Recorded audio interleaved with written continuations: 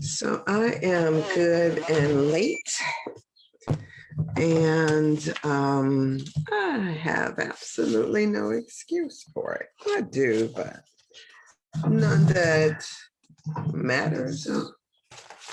And and it's been one of those mornings. I kind of hit my snooze button a couple of times this morning. I was up before 5 nonetheless, and been outside, did my exercise, did my meditation, did some writing. I have been busy so far this morning, and I have arrived in my spot in my chair, and I am like elated and happy, and just going to do this. And has been the policy for the last few days is, Stephanie is out of town, and while I am enjoying this, I have been like, okay, so shift. And as a matter of fact, that's what my radio show is called. It's called Shift Happens. Sometimes shift just happens. And so, yeah, I've been busy. So busy is good, and all is well.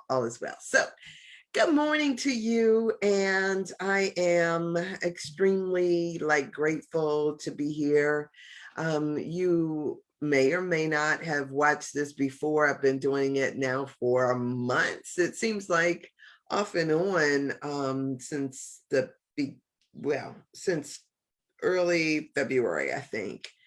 Did this way back in the pandemic. I'm still doing it. And right now I am meandering my way through a book called Anatomy of the Spirit by Carolyn Myss, which is something that Stephanie McCain and I endeavored to do together, but she is out of town. And so I am flying solo, and life is good and life is wonderful.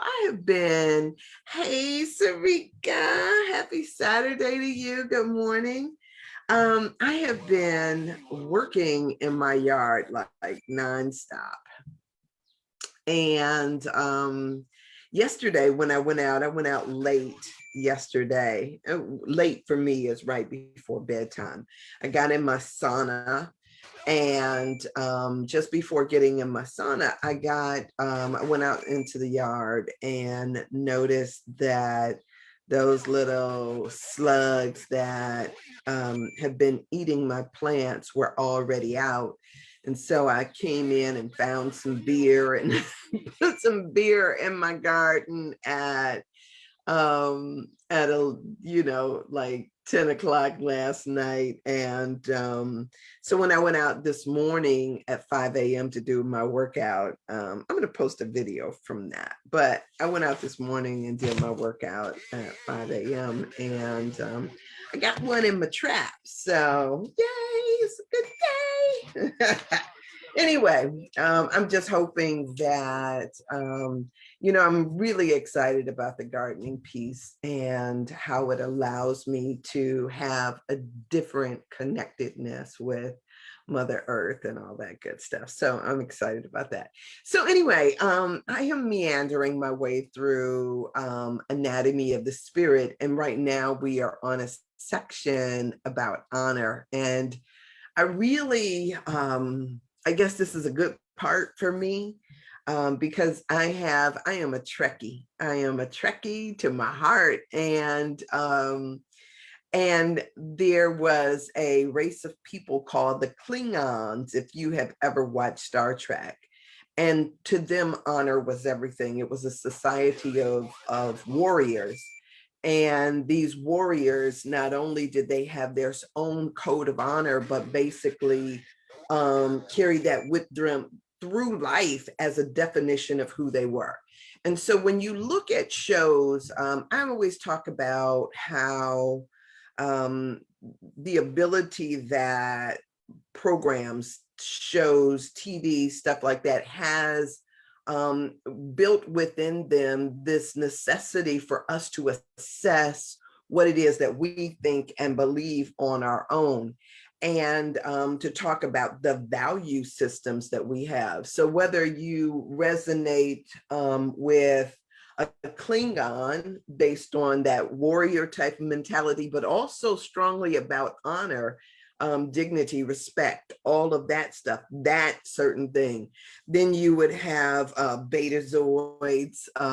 You would have, what was Spock? Spock was the Reason Man. And oh gosh, what were they called? There was a race of people called. Oh gosh, I can't even think of what they are called. Betazoids, Bajorians, the Ferengi introduced a different element in, and it was all about profit and money. And of course, there are humans, there's the Borg, there's all of these different things. And what you do is that in the context of those things, you find who you are. And so when this book started talking about honor, it was something that I related to, not based on what I had learned from larger society or from teaching school and all of that stuff, but what I learned from Star Trek. And I think that is so, when I went to school over in Italy, it was one of the things that I really found fascinating too, was how many people, when you talk to them about where they learned English from, they said stuff like Sesame Street or different shows that they watched on television. They actually learned the English language from watching some of these shows. And so when you think about what a show, a program has to teach us, it can be that very thing about teaching us about values. So when Joseph Campbell talks about the power of myth, the power of some of these stories to look deeply within ourselves and to understand better what informs us in our thinking, I think is an amazing thing. And so Carolyn Miss, in this particular book, we talked about loyalty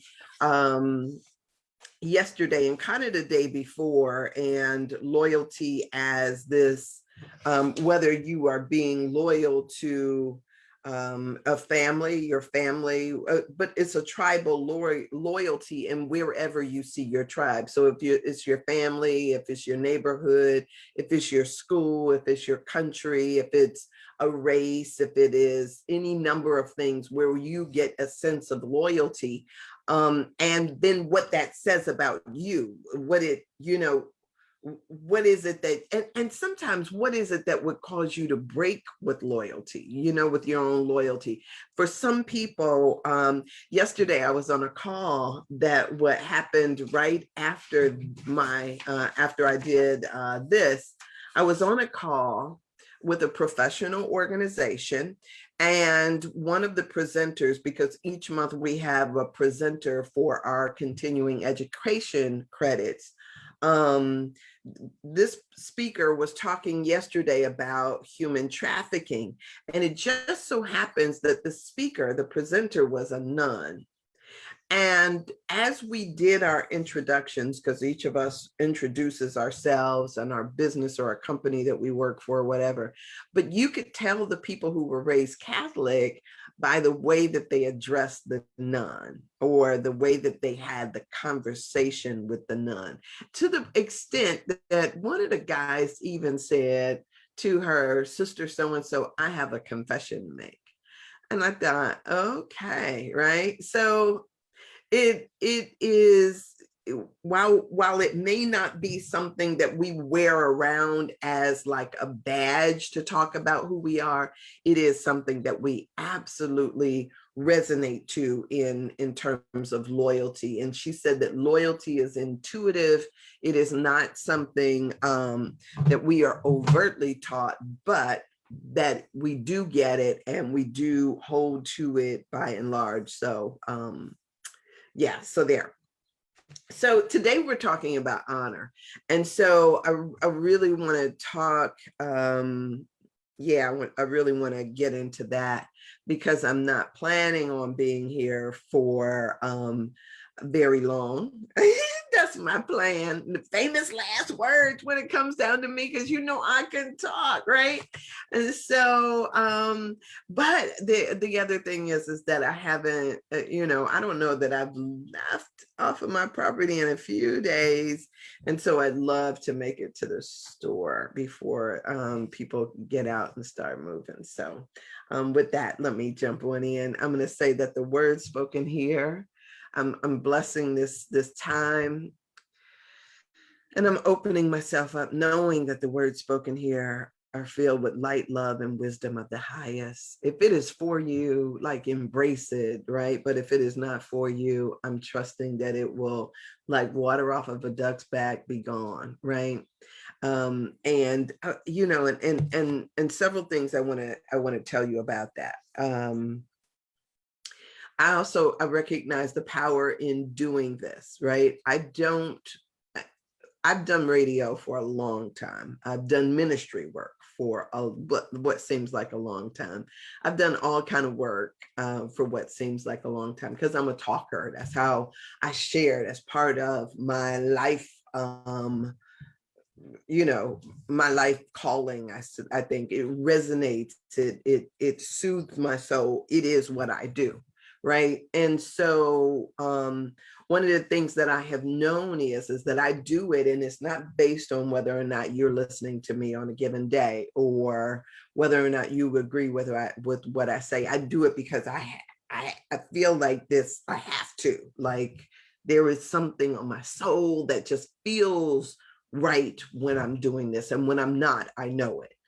And so I say that to say, if I have 0 watchers, I'm still talking, right? Because what I know is that I may be talking today for something that somebody will see 10 or 20 years from now. And whenever they come upon it, it is perfect. So wherever you are, whenever you are, if you're in the year 2070, welcome. I am so glad that you were able to watch this, and I hope and trust that you will glean something from it, because they say that when the student is ready, the teacher appears. But because um, the universe has a way of working out things, right? Of working it through. And so when you need some information, that information comes to you, and it really doesn't matter the source.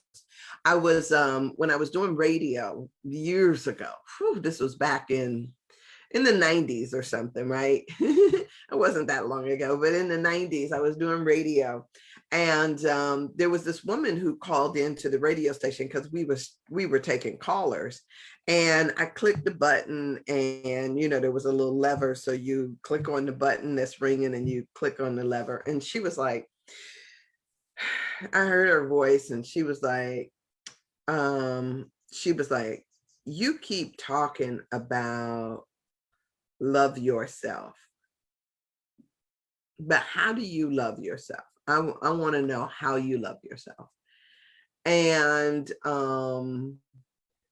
and the wonderful thing about radio is that it gives you this anonymity, right? I don't know who this is. It's just a voice on the air. And she was asking me a question about how do you love yourself? And she said that she had just been going around giving her people, her family, her mother, and somebody else, a couple of other people, goodbye. She was saying goodbye to them because she was going home to commit suicide. And she happened to fall upon my show on the radio. There are no accidents. We always think that this stuff is like, oh, I just happened to turn, but it really is no accident, right? You get in you know what station your radio was on. So you get in the car, and you hearing somebody else's voice on there, or you hearing talk radio, and you looking like, how did I get on here? It's on purpose. So sometimes we come across things on purpose. And so and so she was going home to commit suicide. But now, as I look at her, because she's a Facebook friend of mine, her life 20 years later is so rich and so different, right? And so we all have that ability to just show up, right? Sometimes you show up on the scene just to be who it is that you are being, and you never know the impact that you have on people when you just let it flow, when you say what it is that you're supposed to say. So that's what I do here. I say what it is that I'm supposed to say, and whether or not anybody is watching it or not, I do it because that's the calling that is put on me, right? So so there. I sure appreciate you being here. All right, so honor, in this, we are still in what we call the first chakra, or the root chakra system, which is represented by your rectum.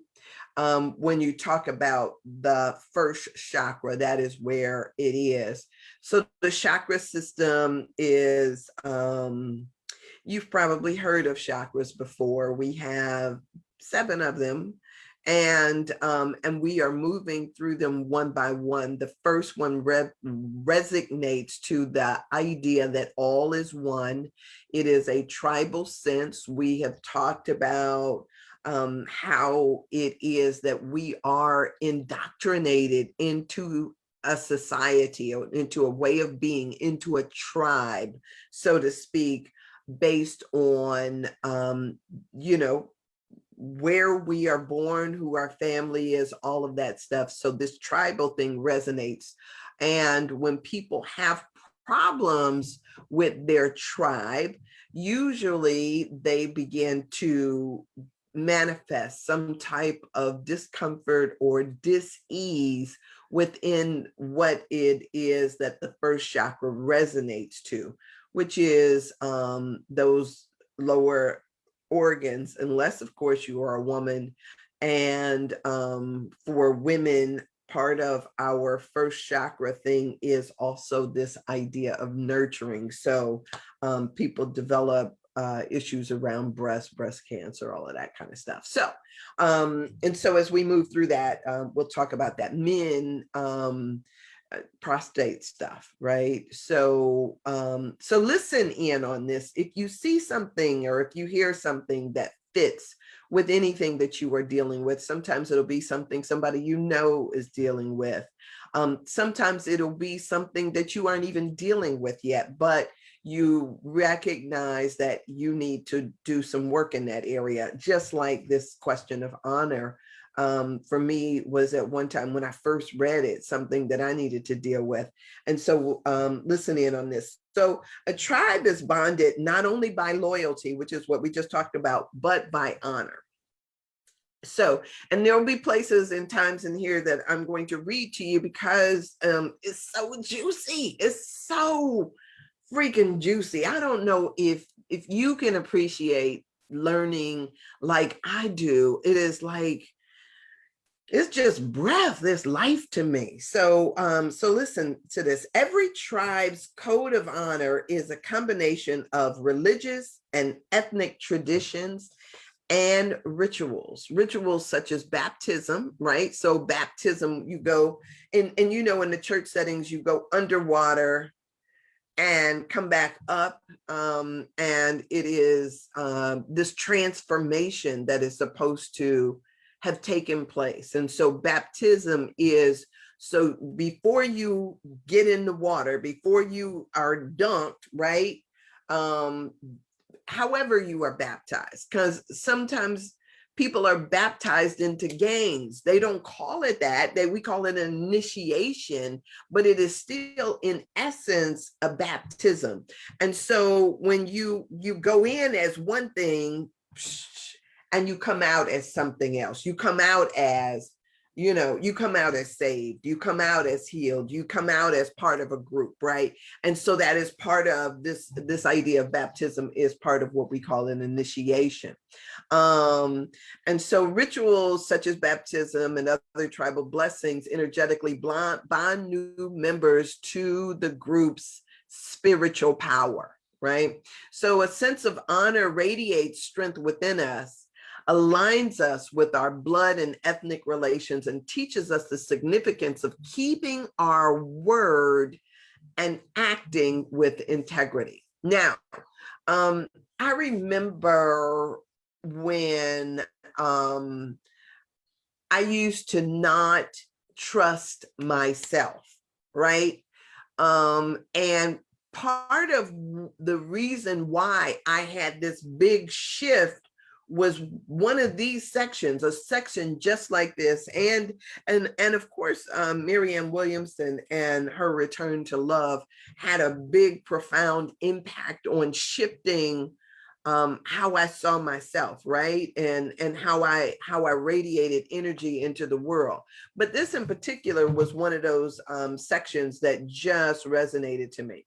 So she says here, and I want to read this because I think it's important. While honor is not usually considered a component of health, I have come to believe that it may well be among the most essential, equal only to love, or equal even to love, right? So when you think about, yeah, so and wow, there is so much there to unpack, right? But if I just keep going, then I won't get stuck there. A sense of honor contributes to a very forceful and positive energy into our spirit and biological system, the immune system, our bodies, our bones and legs. Without honor, it is very difficult, if not impossible, for an individual to stand up for himself with pride and dignity, because he lacks the frame of reference for his behavior and choices, and thus cannot trust himself or others. Now, can you imagine, right? Because I love that, the way that she put that. Can you imagine that honor is the very, like, if you look at a house, right? If you look at your house, there is, you see walls, you see ceilings, you see all of that stuff, but that's like the facade of the house. The structure of the house, like the frame that they put the walls on, that they put all the decor on, the frame is what is, if you were looking at it like this, the frame would be the honor, the framework of how it stands up and stay. That's why they call it being true, right? So you know, when a person puts a wall up in your house, or they are you know, trying to get your walls straight, and they want to make them, they call it being true. And so when you are a crooked, broke down, because you can't trust yourself, or you have no sense of honor, it is in essence like you don't have the ability to stand up.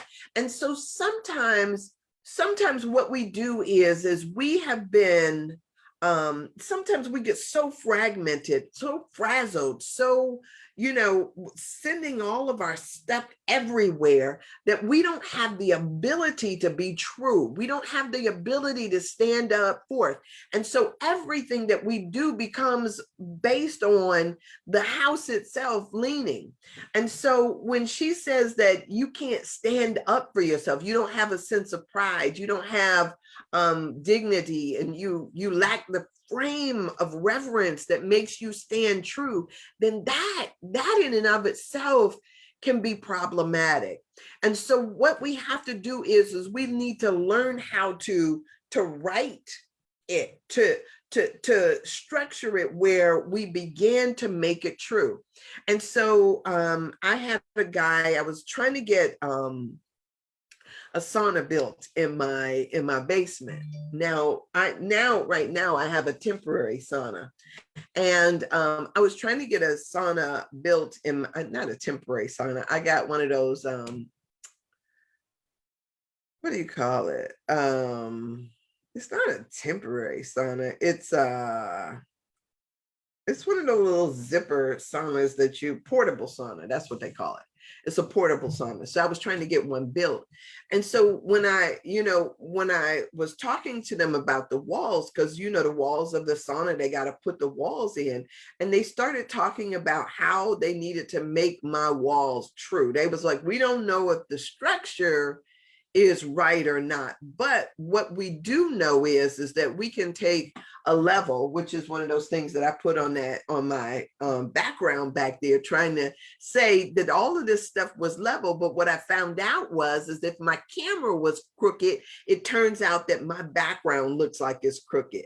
And so I straightened out my camera, then all of the picture then straightened out. The same thing in my basement. When I need to have a wall to be true, to be straight, what they do is they bring in that level, and you know how the water in a level will show you if it is off or not. And so you're looking for it to fall within a certain range. So then you know that it is upright, it is the structure, and only then, if your stuff is true, is it going to be balanced so that it can stand long beyond what all the rest of my house is doing. So like when I had those Amish guys build my porch, I was thinking to myself, like, my house may fall down, but that doggone porch will still be there, because it is, they just kind of did it to that level of trueness.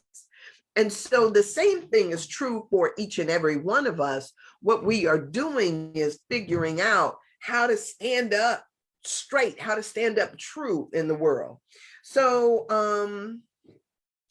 so a sense of honor is part of a tribe, of what a tribe teaches its members about the fundamental ritual of marriage, and of family, of any number of things. So and so we have to, we have to be conscious about what it is, not only that we are teaching, but also what we are learning. So she tells a story. She tells a lot of different stories. This particular story, I'm not going to necessarily read for you.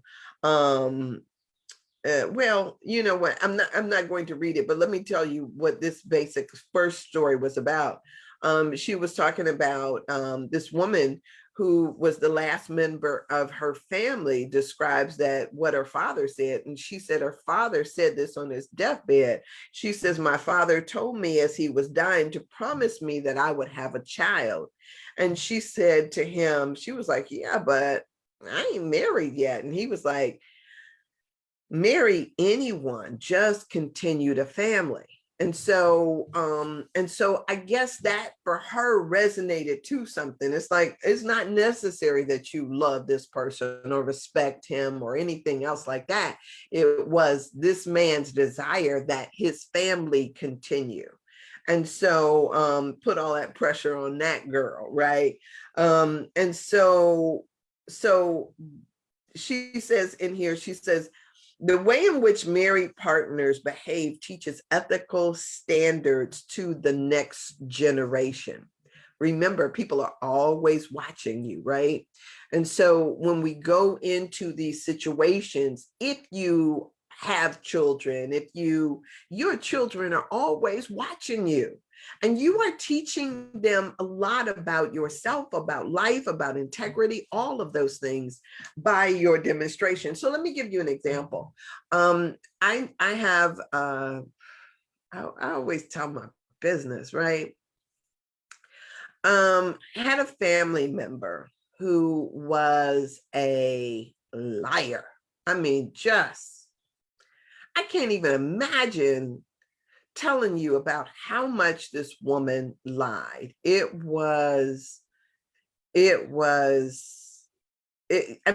about stuff that made absolutely no sense to me. Just stuff like you could verify, like birth order. How do you tell somebody that you are that somebody is older than you, that your sister is older than you, just because you want to hold on to a lie that you're a certain age? Just it seemed like just common for her to to tell lies, and you wonder to what, to what end, right? To what end do you need to lie to people? And so it's kind of like the show Jenny and it's a Netflix show on that I've been watching,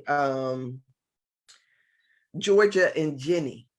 And Georgia, who is the mom, lies constantly. I mean, she is a liar from, from way back. And it seems as though one lie builds upon another, builds upon another, builds upon another, where not only do her children not trust her, I don't think she trusts herself. And so it becomes this wave, this family structure, this culture. People are always looking at you, right? And so she's teaching this. This is what her children are learning, right? And to some extent, what it does is it gives justification. So like this family member that I'm talking about, she lied as normal as anything. She would lie about all kind of stuff. And then she expected somehow that her own children wouldn't lie, like that they would have the ability to not lie to her, even though she lied. They would watch her lie to other people, and then she lied to them. But somehow she thought that, yeah, but you need to be honest when you're talking to me. Just doesn't happen. It just, because that becomes part of what you are teaching, the narrative that you are teaching. So adultery is forbidden, yet tribal elders who commit adultery are nonetheless given the children permission to bend the rules when they too are adults. And so when you create an atmosphere that justifies or makes something okay, people can't help but get and take on as a matter of how they imitate that same type of thing. So a father supports his family, yet a father who walks away from this responsibility leaves his children with a very distorted meaning of commitment and responsibility. People are taught to treat each other with respect, yet parents who do not show respect themselves produce children who become disrespectful adults. Without a moral stability of code of honorable behavior, children grow into adults who cannot create stable lives for themselves. Now, I don't know who needs to hear this, but what happens and what happens, I think, for each of us, we figure out who it is that we want to be in the world, what it is that we want to project, the image that we want to show, how we want to be. I mean, because for me, I love knowing that within myself, I want to be a person of honor. If I say something, I want you to be able to take it to the bank. I want my word to have power, right? Not some if, maybe. I want somebody to be able to bank on what I say. And so therefore I make sure that I am watching and choosing my words correctly, that I have intent behind them, that they mean that I'm not just going to lie to people, right? That is not what I do. Even in, sometimes I won't even say anything if I can't say what it is that I mean. Or the other thing, the other possibility is that I sit there and look for verbiage that I can use to make sure that I'm not outright telling the person a lie. So if somebody asks me the question like, do you think I'm fat? I'm going to have an answer for you, right? And it may not be, well, I don't think you're fat, but that that scale might say something different, but so so I'm going to speak what it is that I speak without trying to hurt your feelings, but still in keeping with, honor and integrity and saying the truth, right? I got to do that. That's me. Mm. So, so I want you to hear this very clearly, that we are always teaching who we are and what we believe. So this is a spot where I put some arrows years ago saying, read this in another setting. So I'm going to read this in this setting. You have to be able to give your word and keep it, whether it is to another person or to yourself.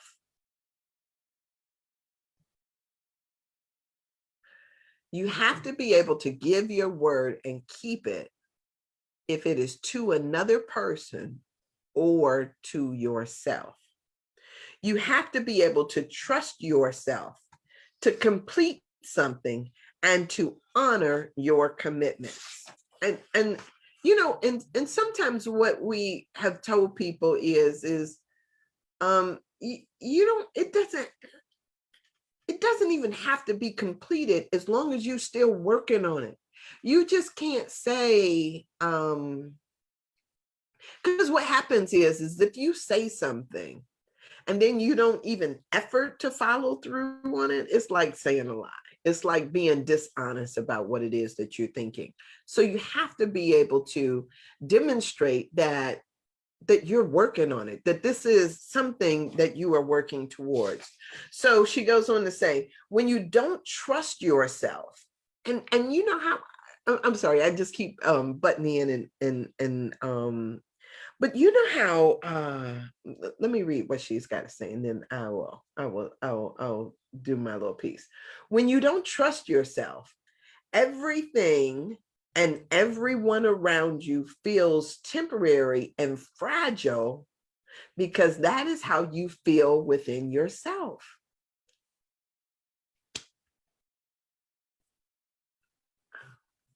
Do I need to say something right here? So I had a friend of mine. I had this friend, and this was years ago. And I would tell you that it used to be really difficult to be friends with him, because this is what he did. Every Friday, he would take an inventory of his life. And he would come, and whether it was to me or maybe to somebody else, I don't know who all it was, but he would take this inventory. And in his inventory, he wanted or needed to justify your existence in his life. And finally, one day I said to him, you know what? I am tired of being your temporary friend.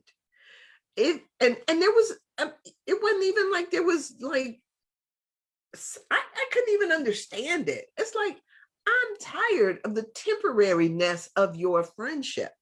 Either you decide that you want to be friends or be gone. It's like, so for me, it was this thing of it was just like this. It's the shaky ground that was just mind-boggling to me. So figure out how to be true. So, hey, Dwayne.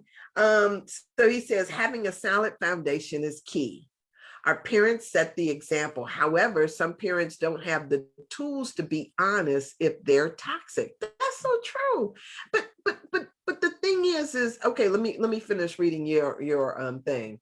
I'm thankful my parents were taught us to be honest and have integrity. This is true. Having knowledge of self and loving yourself is critical. Good word for today. Your vibe attracts your tribe. Yes, thank you. So so part of this thing, this idea of of being solid means that people can bank on you. And when you are not solid within yourself, that is felt. And trust me, you don't have to go around assessing the level of your friendship or your desire to be in there. Even before you speak something, people can feel what it is that you're feeling. We talk about communication being more than just about the words that come out of your mouth, but how you make a person feel when they're around you. So we sit there and we ask questions like you can ask your partner a question like, are you cheating on me? But you already feel something about it. It's not as if stuff comes out of the blue. It is that you feel a particular way. When a person is dishonest or lying to you, you already feel it in your bones, even before they say anything. At least I do, right? It's like people used to tell me that I could tell a lie when you still formulating it in your head. The fact that I don't say anything about it, the fact that I don't call you on the lie, does not mean that I don't know that you're lying. It means that it doesn't make a difference to me if you're lying. So say for instance, like I used to date this guy who was a cheater. I mean, he was, I don't want to say a cheater. He wasn't being true to me, right? He wasn't true to me. He's probably being true to himself, but he wasn't true to me. And so I knew even before I had any evidence that this was so. I didn't need him to tell me. I didn't need a confirmation. It was, but the question becomes is then what difference is it making? Right? And do I need to modify my behavior based on what I know about his behavior? And that becomes the real question. What adjustments do I need to make? Because I don't care what comes out of a person's mouth, right? And then the other thing about, like the way I am is what I know about lies is that a lie is never about me and what I can accept. It's always about the other person, right? Because I'm true. I'm true. I'm true. Right. So let me keep reading this, right? So one man said, I don't want to live the way my parents did, always lying to each other. But I keep thinking that somehow I inherited the trait, right? This goes back to loyalty. I inherited the trait, and given the right circumstances, I behave in the same way. And so, yeah, I'm a Pisces too, Dwayne. And so, yes, that's the way I am. I can see stuff coming even before it gets to me. So yes, that is true all day long. So she tells another story about a guy named Sam. And Sam showed up in her workshop, and Sam had been in his earlier life, he had been not only a gang leader, but a drug dealer. And he said in this thing, she says that he earned $75,000 per week, right? As a major drug dealer. And he talked about that he had a staff and he had employees that worked for him. And so she goes through and she started talking about how one day Sam was out and he was flipping through the radio stations as he was going to pick up some money, flipping through the radio stations, and happened to hear this thing about somebody on a show, a program, talking about guardian angels. And he said he heard it, but he didn't want to be bothered with that stuff. So he kept flipping. But he says that just the hearing of a guardian angel reminded him of his grandmother. And that when he was younger, his grandmother used to always tell him about his guardian angels. And so he couldn't get out of his mind. He had heard this thing about guardian angels as he went to do this deal. Kept playing on him, kept coming back to him.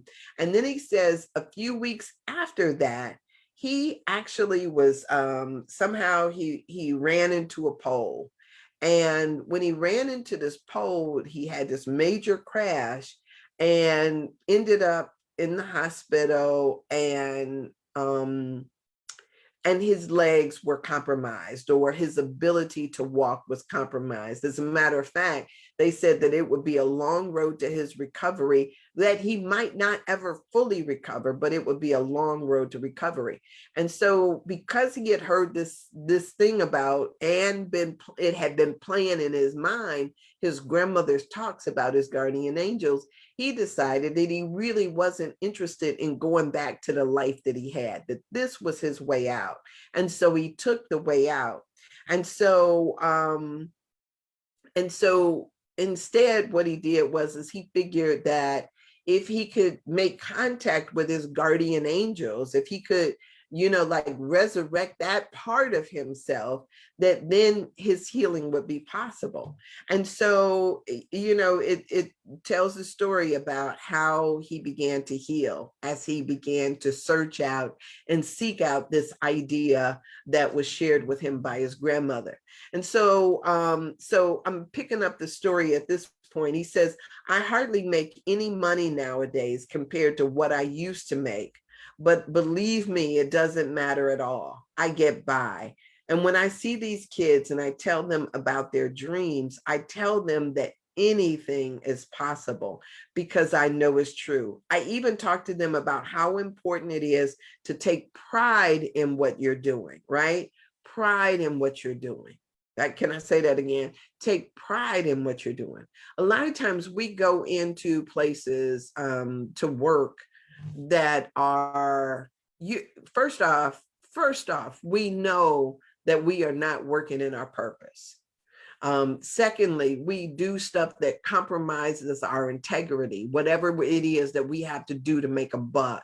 And it's almost as if we're selling our souls for that buck, because we are going against every principle in ourselves that tell us that this is not right. And so sometimes we get ill and have illnesses because what we're doing doesn't jive with our sense of loyalty, honor, integrity, none of that stuff.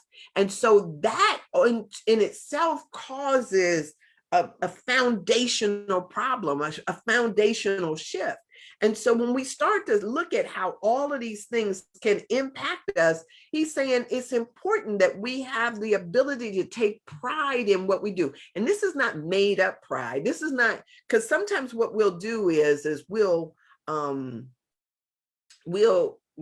of, as a consolation, we'll try to figure out how we can, point out the good things about what we do, and know within our souls that we're lying to ourselves. And so to take pride in what you do. And sometimes I tell them about their angels, is what he says. And kids make me feel like I have a purpose for my life. Right. And I never had that feeling before. And I got to tell you, it's better than any high I've got from any drug. And for the first time in my life, he says that I know what it feels like to be clean down to your soul and to be proud of who you are. He has become the type of gang leader that inspires honor amongst children. And he said jokingly, he says, he says, I would have thought that I would stand up better. Who would have thought that I would stand up better with a limp? Who would have thought that I would stand up better with a limp?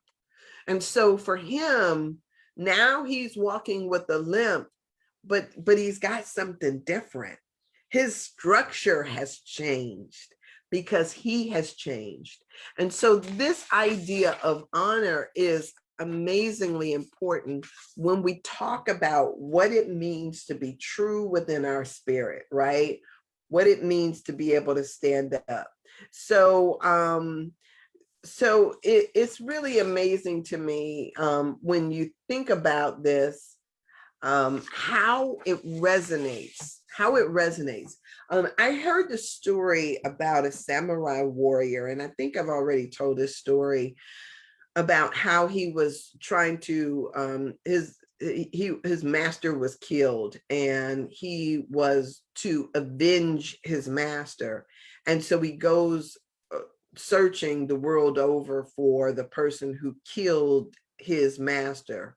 And his idea, his intent was to seek revenge, to restore honor to his tribe, to his to the house of samurai or whatever, but to restore honor. But when he gets to the guy and he finally finds him, he says what he felt was not that he was trying to restore honor and integrity to his house, but what he felt was he felt anger. He felt anger and hatred. And so he had to back up and he had to step away, because if he was doing it based on anger and hatred, then he was not acting in integrity, which would have been something that his master taught him that you would never do. And so he had to retreat in that moment so that he could go and make sure that he was in alignment with his purpose, with his integrity, with his honor. And so I would ask you the same question. How are you lining up? How's your structure? How's your frame doing, right? And sometimes we can hear it, that's one of the things that's so troubling, right? Because it's not like we hear a lot about honor and integrity anymore. But here's the thing. It's like the Course in Miracles tells me that what's missing is always what you fail to bring. So we could sit there and we could talk about kids these days and what they're not learning or what they're not teaching. But if it never crosses your lips, it's because you didn't bring it. So for me, I am never going to sit up and just talk about what you didn't do. If it's not there, it's because I did not bring it. What's missing is always what you failed to bring. That doesn't matter. It conversation wise, right? If you didn't bring it up, it's missing. You can't talk about what they didn't say. You can't point the finger at somebody else and be like they. We're always talking about other people and what other people didn't do. The conversation has to begin with you. And so if it's missing, it's because you didn't bring it. And so be about the business of seeing when something is missing, how do I then have this conversation? I tell you, it's important. So, and not just by accident, right? Not just by accident. Figure out how on purpose you can do it on purpose, with intent and with love. And sometimes it'll be just like, I don't know. I don't know that my parents ever said to me, Sandra, sit down and watch Star Trek. It's just when I started watching it, it resonated with me. And then you watch it and you learn, just like Seinfeld, right? You learn, oh, there's a point to this, right? Supposedly you start watching it and it seems like it's about nothing, but then you learn that, oh, there's really a point to this. And it's not just to entertain. It's to deal with some kind of social issue or some kind of issue that we have within ourselves. And so how do we be about that business? Intent. So you can have a conversation. You can tell a story. You can use myths. You can use, that's why they used to tell stories like Chitty Chitty Bang Bang or The Wizard of Oz, or because every one of them had something. The grim story tales or fairy tales or whatever, they all had people in there that resonated to a particular thing. And as you look, you should be able to see within these stories, just like the Bible, that people resonate to a particular capacity or ability that we ourselves need to cultivate within us. And so looking at this and talking about it, it doesn't happen by accident. We can do it on purpose. So Dwayne, I did the work spiritually, aligned with my chakras and taking responsibility to fix what's broken. Yes. And that's what it is really all about, right? To figure out, because sometimes life takes us in different directions, right? And, I haven't, while I may have been taught and raised a particular way, I've gotten off the path and gotten back on the path and gotten off the path and gotten back on the path. And it's part of learning that there is a path. Who knew, right? And so once you've gone astray and come back so many times, what you learn is that every day is a new opportunity. It's a new opportunity for you to choose again. So we don't have to sit there and look at ourselves and think, oh, what a bad person.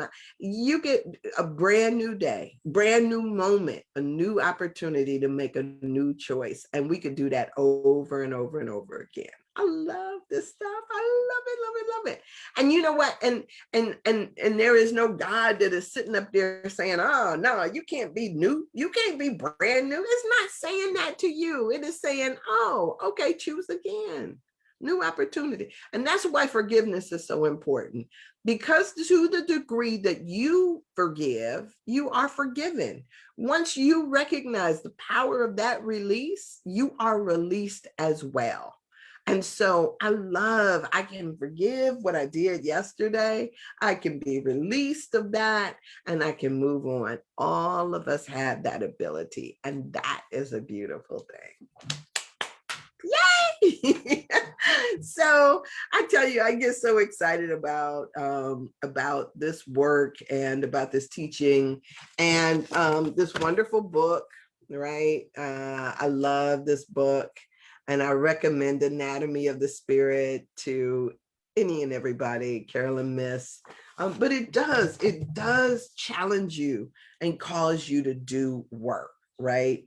And that's a good thing, because you really, just like the girl who called me up and said, hey, I was headed home to commit suicide. And sure enough, we talked for, I spent some time talking to her, right? A couple of weeks or so. And,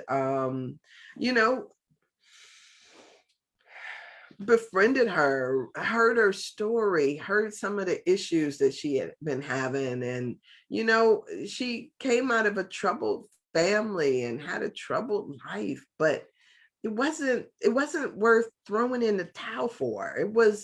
It was okay. And given what I have here, now what? And so any of us, we can make a change. We can, you could be headed in one direction and decide something new and head in a totally different direction.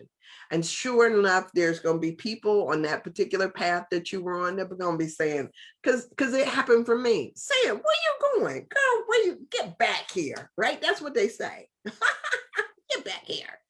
But I made a new choice for me. And I was like, yeah, love y'all, but I can't do that no more, right? Love y'all, but I gotta go, because I gotta be about my Father's business, right? And whatever that may mean for you, right? It may not mean that you go teaching in some church or some synagogue. I'm not trying to make you become no saint, right? But what I am trying to say, if you've got art in you, do your art, right? If you got a farmer in you, then farm. When my nephew told me that he was studying agriculture in college, I was like, what? And but and to think about it, I was like thinking, like, you want to be a farmer? And he was like, oh, there's more to it than just farming, right? It's way more to it. And so sometimes, we get certain ideas in our head, and until we challenge those ideas, until we really own something, right? Own even the idea, right? You never know where that path is going to lead you. So yeah, be about your business, be about your Father's business. That means just whatever it is that is the calling that is on your life, on your soul, begin to work in that direction. So yay. Y'all, I appreciate you being here. I appreciate the love. I appreciate the attention, all of that stuff. The support, whatever. I appreciate it all. So thank you so much. Share this message. And here's the thing, sharing this message, sometimes you don't have to like even, it's nice to share the video, but just talk about honor, right? Just the people that you are around, just start to talk about what that means.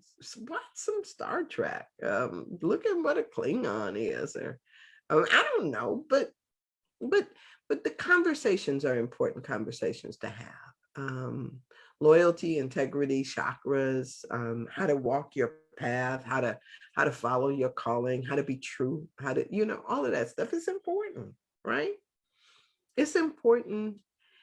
And until we talk about it, people will still be walking around without their legs up under them. They won't be able to stand true. And that in part would be part of how we failed, right? So, okay.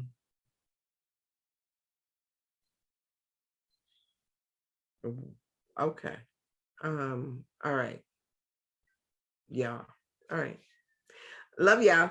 All right. See you later.